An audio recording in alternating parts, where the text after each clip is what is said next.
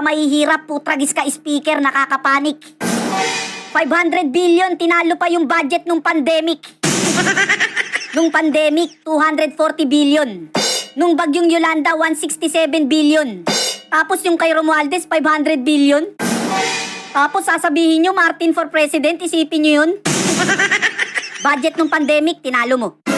Budget nung Yolanda, tinalo mo. Lahat ng budget nung trahedya, tinalo mo. Kaya bantayan nyo sa 2028, baka sa Switzerland to tumakbo. Sa lahat ng tulong, yung tulong mo yung nakakakilabot. Yung politikong gumagamit ng mahihirap, nakakatakot.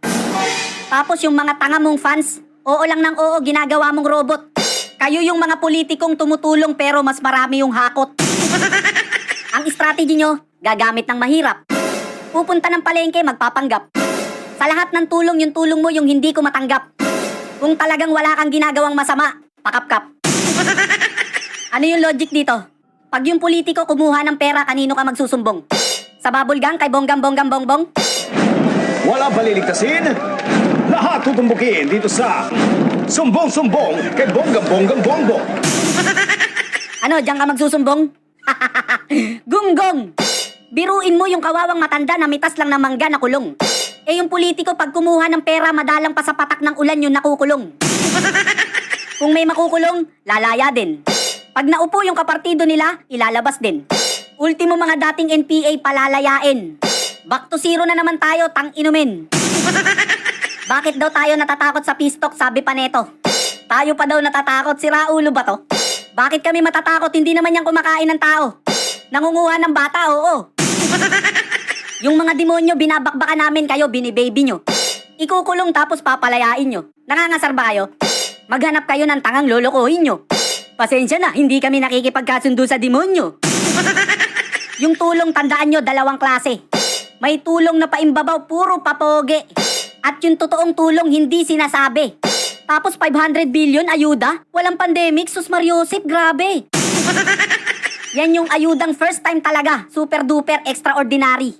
Sa sobrang laki ng budget, tataba talaga yung dating chubby. Sa sobrang bait mo, pwede ka na sa libingan ng mga bayani. Yung tipong kumuha ka ng maleta sa airport tapos ikaw pa yung bayani. Yung mga Pilipino, ginagawa mong tamad. Yung tipong hihilata na lang sa banig tapos magkakamot ng bayag. Imbis na bigyan mo ng pamingwit, bibigyan mo ng isdang binilad. Trabaho ang ibigay mo para lalong magsipag. Kasi pinapalabas mo, tutulong ka sa tao. Ang lumalabas kami pa tutulong sa'yo. Pera ng tao yan, baka kala mo. Ayuda, sa laki ng budget, abono pa kami, loko. Speaker, saan ka punta? Anak ng buhaya, suplado ah. Speaker, open the book na. Ang tambok-tambok ah. Saan kaya pupunta to? Mukhang pupunta sa palengke ah. Walang lingunan ah, ang sarap magmura.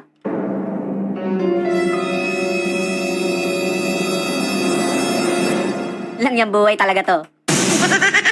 Tapos sulong ka pa ng sulong ng tsatsya, ultimo pinsan mo nakukulitan na sa'yo. Ako nakukulitan na sa'yo. Yung OFW sa Japan nakukulitan na rin sa'yo. Halos bulagin niyang mata mo sa sobrang kulit mo. Tsatsya ka ng tsatsya, ano bang problema mo? Biruin mo yung Pangulo naging former president ng dahil sa'yo. Ben, ano sabi mong former president siya? Ano ka ba? Huli ka na sa balita. Si President Marcos, former president na.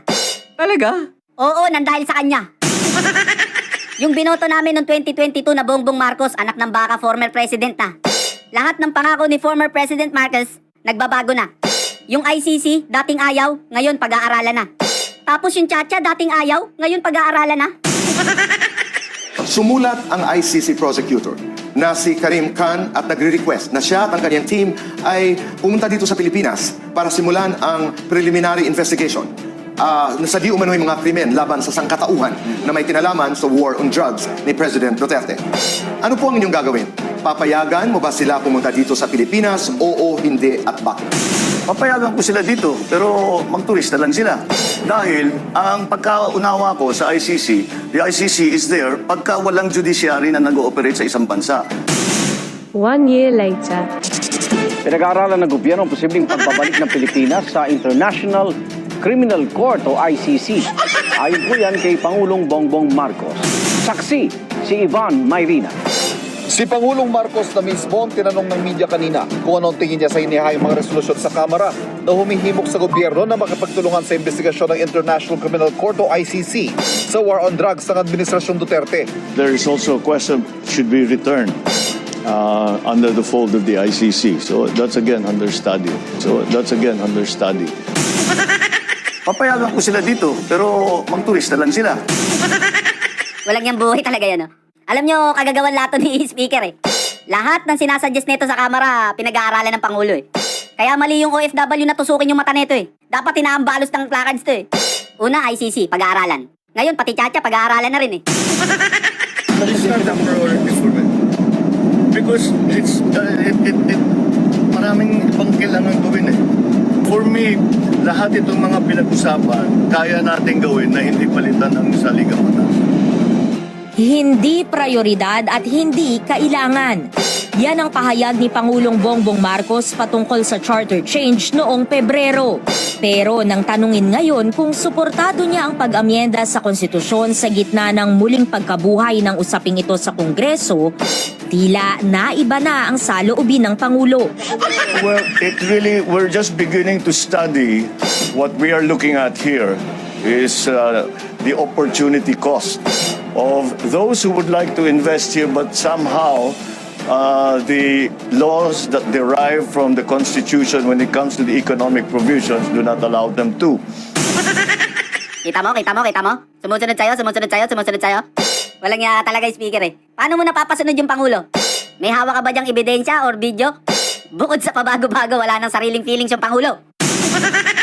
Ikaw, Speaker, namumuro ka na eh. Pagsasabihan kita eh. Ikaw, hindi ka namin binoto, masyado kang paepal eh. Pagkakaalam ko, Marcos yung binoto namin, hindi Romualdez eh. Dahil sa'yo, unti-unti na nakakabuelo yung mga NPA eh. Una, ICC. Pangalawa, Chacha. Pangatlo, Pistok, mukhang pag-aaralan na rin. Ang hinihintay ko yung impeachment ni Ate Sara, mukhang pag-aaralan na rin. Ngayon, sabihin nyo sa akin kung sinong hindi madidismaya. Pwera na lang kung sip-sip tayo ka or manhid ka. NPA, gagawin mong friend, baliw ka ba? Ano, suntukan tayo? Sandakot kayo mga tanga. Ang pakikipagkaibigan, pinipili yan. Yung salitang kaibigan, 8 letra lang yan. Yan ang dapat mong pag-aralan. Ultimo, pagbili mo ng kamati sa palengke, kikilatisin mo kung anong dadamputin mo dyan. Once na makapili ka ng bulok, yung ibang mga kamatis mo, mabubulok din yan. At yung pagiging mabait, nilulugar yan sa tama. Mismong kamag-anak mo, kaya kang traidorin, kaibigan pa kaya. Kung mamumuno ka sa bansa, hindi puro bait, kailangan may tapang ka. Bait-bait, kaya hindi natatakot yung masasama.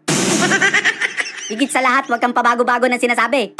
Magpakatotoo ka, hindi yung nalilito kami. Ang tawag doon, 2 dila, double blade ang labi. Yung tipong laban ngayon, tapos bukas bawi.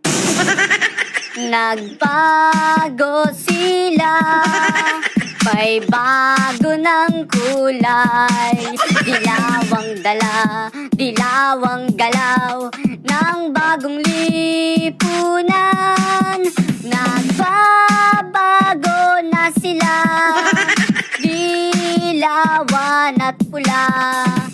Nagtatandem na nga, bagong lipunan.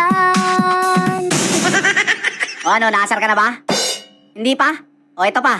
Kung gabi nagparty ang lahat at inabot pa ng magdamag, madaling araw nagiinuman, yung Marawi ay inisnaban. At si Franz may pag-asa, at sa pisto kanong ganda. Nagbago sila, may bago ng kulay. Dilawang dala, dilawang galaw ng bagong lipunan. Nagbabago na sila, dilawan at pula. Nagtatandem na nga, bagong lipunan. Sa mga politika natin wala yari, Ben, barubal